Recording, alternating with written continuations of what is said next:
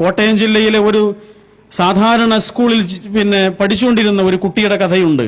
കുട്ടൻ എന്നാണ് ആ കുട്ടിയുടെ ഓമന പേര്. തീരെ പഠിക്കാത്തൊരു കുട്ടി, എന്നാൽ ബുദ്ധിമാനായ ഒരു കുട്ടി. പഠിക്കാത്തതിന്റെ കാരണം അവന്റെ കയ്യിൽ പുസ്തകങ്ങളില്ല. അവന് വളരെ പ്രിയപ്പെട്ട ഒരു സുഹൃത്തുണ്ട്. സുഹൃത്തിന്റെ പേര് ബാബു എന്നാണ്. നിങ്ങൾ കേട്ടിട്ടുണ്ടാവും. ആ ബാബുവിനോട് ഒരു ദിവസം കുട്ടൻ ചോദിക്കുകയാണ്, ബാബു, നിന്റെ വീട് വലിയ വീടാണ് എന്ന് നീ പറയുന്നുണ്ടല്ലോ, നിന്റെ വീടൊന്ന് കാണാൻ എനിക്കൊരു വലിയ ആഗ്രഹമുണ്ട്, എന്നെ കൊണ്ടുപോകുമെന്ന് വെച്ചു. ബാബു പറഞ്ഞു, വേണ്ട, എന്റെ അച്ഛനും അമ്മയ്ക്കും നിന്നെ കണ്ട ഇഷ്ടപ്പെടൂല. ഒരു ഹരിജൻ വിഭാഗത്തിൽപ്പെട്ട കുട്ടിയാണ് ഇവൻ കുട്ടൻ. അച്ഛനും അമ്മ ഇല്ലാത്തൊരു ദിവസം നിന്നെ കൊണ്ടുപോകാന്ന് പറഞ്ഞ് അച്ഛനും അമ്മ ഇല്ലാത്തൊരു ദിവസം കുട്ടനെയും കൊണ്ട് ബാബു വീട് കാണാൻ പോയി. ബാബുവിന്റെ വീട് കണ്ടപ്പോ കുട്ടനാകെ അതിശയിച്ചു പോയി. ഇങ്ങനെ ഒരു വീട് അവൻ ഇതുവരെ കണ്ടിട്ടില്ല. പക്ഷെ ആ വീടിന്റെ കാഴ്ചകളോ വീട്ടിലെ കൗതുകങ്ങളോ ആയിരുന്നില്ല ആ കുട്ടന്റെ മനസ്സിൽ ഉടക്കി നിന്നത്. മറിച്ച് ആ വീടിന്റെ മുറ്റത്തുള്ള ഒരു പട്ടിക്കൂട്ടിൽ ഉറങ്ങുന്ന പട്ടിക്കുഞ്ഞിന്റെ മുന്നിൽ വെച്ചിരിക്കുന്ന ഭക്ഷണമാണ് അവന്റെ മനസ്സിനെ അതിശയിപ്പിച്ചത്. അവന്റെ വീട്ടിൽ ഓണത്തിന് പോലും അങ്ങനെ ഒരു ഭക്ഷണം കണ്ടിട്ടില്ല. അത്ര നല്ല ഭക്ഷണമാണ് ബാബുവിന്റെ വീട്ടിലെ പട്ടിക്കുഞ്ഞ് പോലും കഴിക്കുന്നത്. 2 കുട്ടികൾ സ്കൂളിലേക്ക് മടങ്ങിച്ചെന്നു. അന്ന് ഇൻസ്പെക്ഷന് വേണ്ടിയിട്ടൊരു അധ്യാപിക വന്നിട്ടുണ്ട്. ആ അധ്യാപിക ഓരോ കുട്ടിയോടും ചോദിക്കാണ്, മോനെ, നിനക്ക് ജീവിതത്തിൽ എന്താകണമെന്നാണ് ആഗ്രഹം?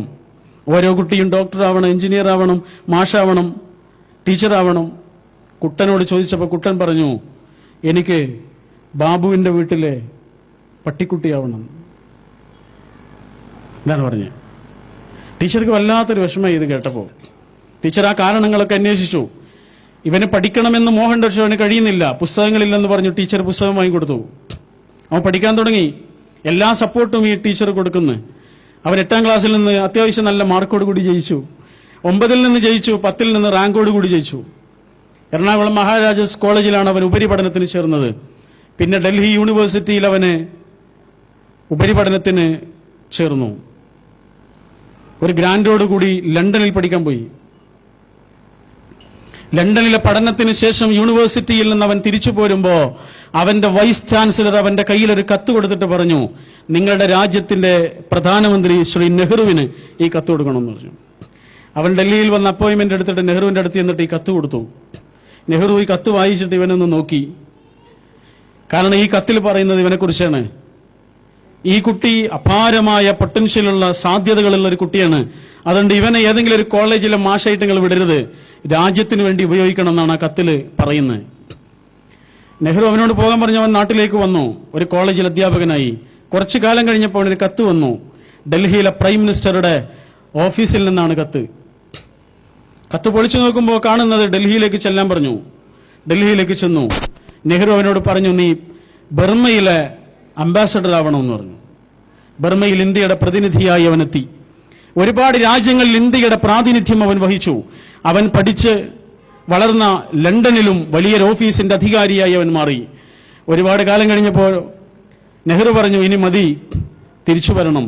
അങ്ങനെ അവൻ തിരിച്ചു വന്നു. പിന്നീട് കോൺഗ്രസിന്റെ ടിക്കറ്റിൽ അവൻ മത്സരിച്ച് MP ആയി, മന്ത്രിയായി, സഹമന്ത്രിയായി, പിന്നെ മന്ത്രിയായി.